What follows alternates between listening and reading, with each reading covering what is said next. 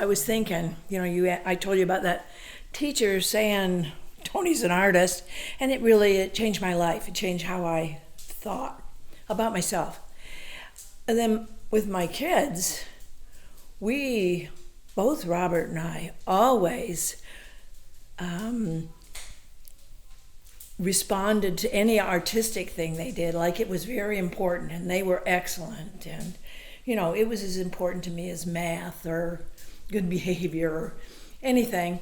And then with the grandchildren, same thing. I mean, we always encouraged and responded in a positive way to any kind of artistic or creative or just imaginative things they did. And I think maybe that's got a lot, or at least something, to do with the fact that all of them, that's 8 people, my 3 boys and then the 5 grandchildren, all have really strong, good, creative tendencies. Maybe all people do, but they don't get encouraged, and they don't think it's important if they're, if it's not somebody at home, or if somebody doesn't help you notice it as an important aspect of your being, maybe it just withers. I don't know.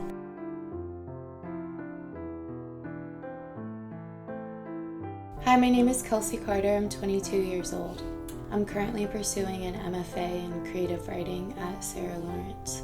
Grandma Tony is a very eccentric, creative, loving, exciting person, and she likes to have fun, and she likes everyone around her to have fun too. Yeah, Grandpa's similar. He's fun.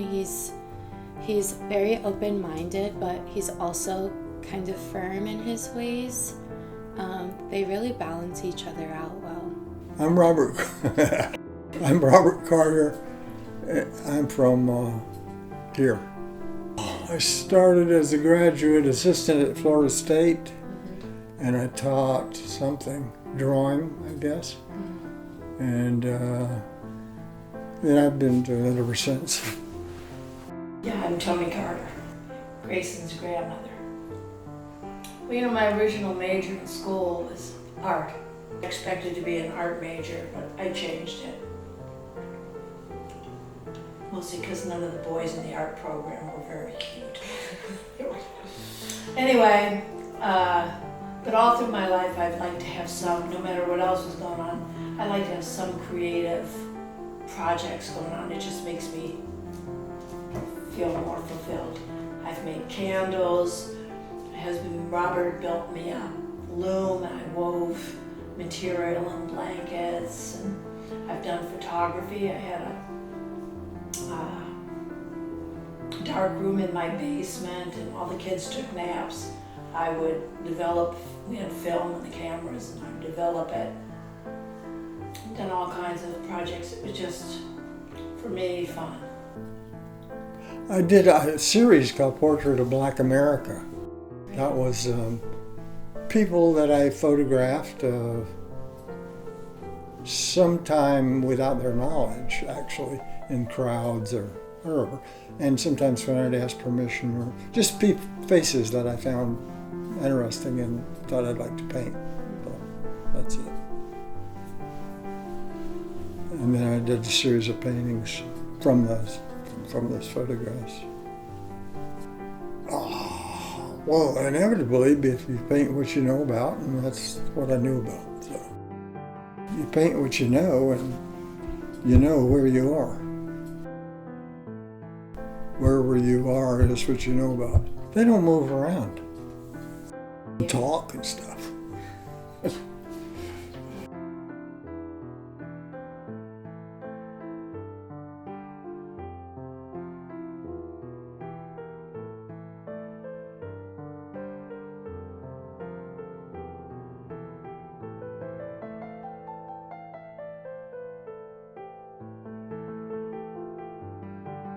This is the Palazzo Clavajero, where Robert and Enrique Luft were here. They had a joint 2-person show at the Palazzo Clavajero. Enrique had a contract with the Mexican government to refurbish this little church in Tepataro. And Robert helped him out, and they went and they took all the paintings on the ceiling and around and all the statues. They took everything out of the church, and they cleaned it and they repainted some things. They did a whole restoration. It was a really big project, and really kind of meaningful to Robert, what he did there and how that turned out. It was a great, we always wanted to get back there, but it's not safe anymore. She was in my class at Florida State. What was it, figure drawing, Tony? Yeah, figure drawing class at Florida State. Well, you know, looking back, I can think whatever I want, but yeah, I think it's been it's important to me. I think it's an indicator of somebody being, intelligence, I guess, and I think creativity is a big part of being intelligent. And it would be,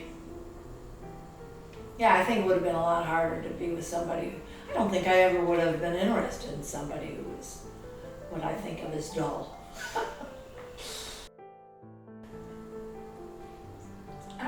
It turned out I was in his figure drawing class.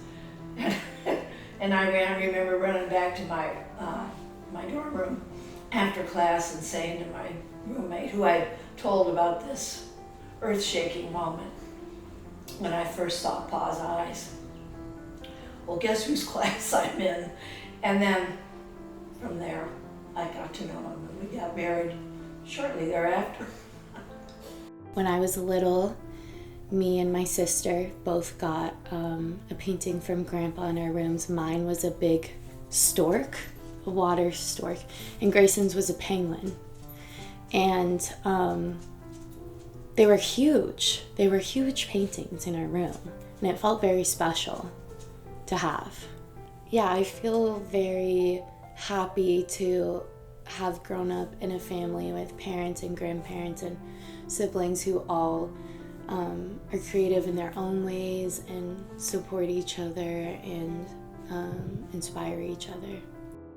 Everybody has moments of doubt, I suppose, and I don't have any idea how I worked through them. Maybe I never did.